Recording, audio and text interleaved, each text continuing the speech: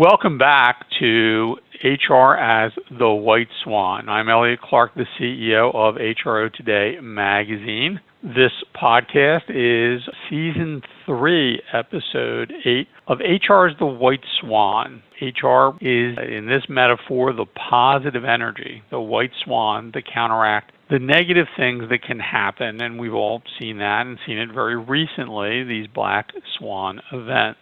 This podcast is sponsored by Madison Performance. Madison Performance Group is one of the most highly rated rewards and recognition service and technology providers in the industry. And we're joined today by Senior Vice President Judd Weisgal, who will share his viewpoints and perspective and advice on running a successful recognition program. So, Judd, welcome to the podcast. Thanks. Great to be back. Well, Judd, each of the White Swan podcasts, now Season 3, Episode 8, corresponds to the first letter. The questions I ask correspond to the first letter of White Swan. So we're up to A. So let us address that question, which is about addressing. One of the things that really we're, in danger of seeing as we see a higher percentage of remote workers. Obviously, we're taping this in October of 2020 when we are still, in the midst of the global pandemic from the coronavirus or COVID-19. And there's the potential for disconnect as people are working remotely or just disconnect in general in the workplace. So let us address disconnect. What can you do with reward and recognition to really be addressing disconnect between workers and use the platform or rewards and recognition policies to bring people together? Yeah, that's the question, right? How do you bring people together during all of this? And of course, we have tools and resources, but what more can we do? And I think at a high level, we need to connect more and we need to listen more. So I want to tell you a story. This will take about a minute and a half, but I want to tell this story because I think it outlines something that may have happened to some of our listeners and to some of the folks they work with. And I just think it's something that resonates, and it's a true story. So I'm going to tell a story that is about an employee and a manager that I know well, and they work together daily in an office. And they were pretty much the definition of well-oiled machine, the type of business partnership between manager and employee where they would finish one another's sentences. They enjoyed their lunch breaks together and they would plan projects, and they worked really symbiotically in a way that companies wish everyone would because it has that incredible outcome for everyone. And then COVID happened and they didn't see each other daily. There were no more lunchtime chats or planning projects over lunch. There were no more morning catch-ups about the previous day, no more chit-chat in between all the chaos of the day about, what movie did you see or show did you watch last night? What did you do with your kids or, your pet? None of that. But, hey, they had Zoom calls and they continued to connect. And then for a while, that actually worked. But then the days went on and everyone started to sort of blur the lines between personal time and work time because working at home was new for so many of them. And 9 to 5, that didn't exist. So it may have never existed in our overworked lives, but now there were no lines in the sand. Everyone was working more, everyone was separated, and everyone was communicating less. And little by little, this flawless team that they had, this manager and employee, they saw their relationship devolve. And at first it was small things, Elliot, like not finding time to connect during the day that they once had, but then the gaps between connection widened.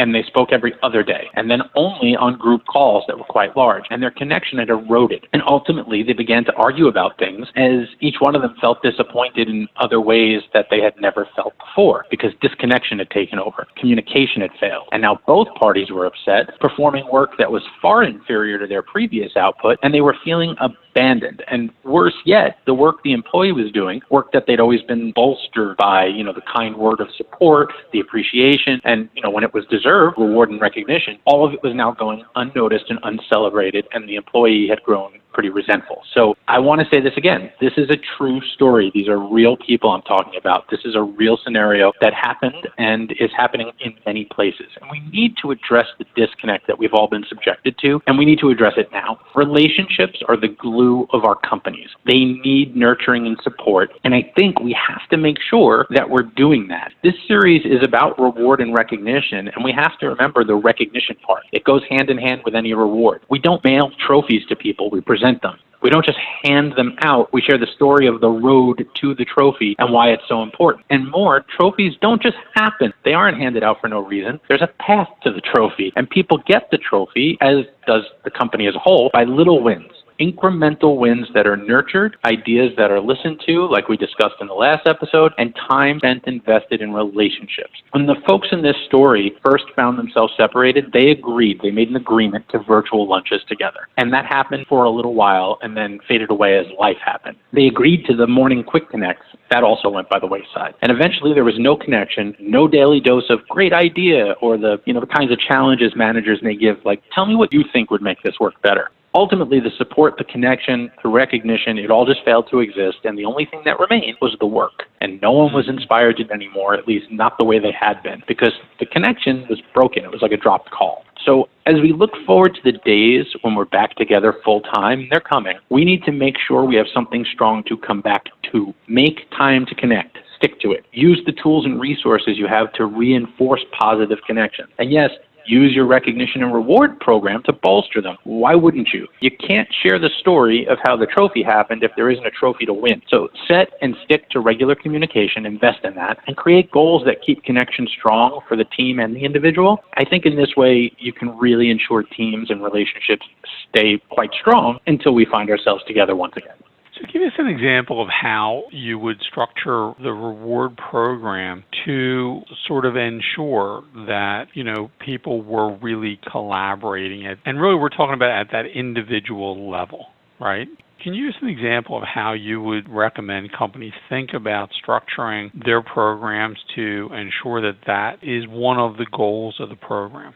The things that have to happen structurally in order to bring teams together, but also make sure that individual contributions are celebrated and available to be celebrated and recognized. It has to look something like this. You need to, and we've talked about this in past episodes, you need to treat the entire program organically. Be prepared and willing to make changes in the form of creating new, exciting, topical, relevant initiatives. Make individual contributor roles, give them their own set of awards and recognition, and allow those to add up to larger team wins. So perhaps you would look at it as each individual needs to do X in order to get Y. Each time a number of people do X, that leads us to Z, which is the team win. So that it's possible both as an individual to win, but also as a team. It also doesn't punish people for being part of a team that maybe slightly missed its goal, right? But still worked really hard, which is what I talked about in the last episode. You have to be willing and able to reward for efforts as well as outcomes. Yes, they're different. They wouldn't be equally weighted. But if we don't look at the incremental wins and we don't look at the incremental communications that need to happen daily, then we're not taking the whole picture into account. So I think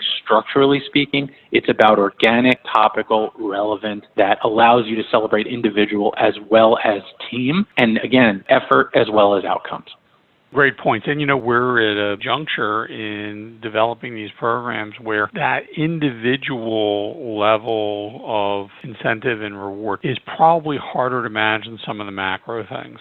So you've made some great points. And for those of you who want to address this issue with the help of Madison Performance Group, they can be found online. And here's their web address, since addressing is our featured word on this podcast, www.madisonpg.com. And you can get Judd's perspective and insight one-on-one and connect with him on some of these issues. Once again, thanks to Madison Performance Group for sponsorship. And Judd, thanks again for some great points. And we'll be back for the final episode of Season 3, where we will be talking about HR as the White Swan, and we're up to the letter N. And even though this will be our final episode, stay tuned for something new. I'm Elliot Clark, CEO of HRO Today. Thank you for listening to this podcast, and we'll see you back for episode 9. To listen to additional podcasts in the White Swan series, visit www.madisonpg.com. On their website, you can also speak to Judd Weisgal to discuss this topic or to speak to him about your rewards and recognition program.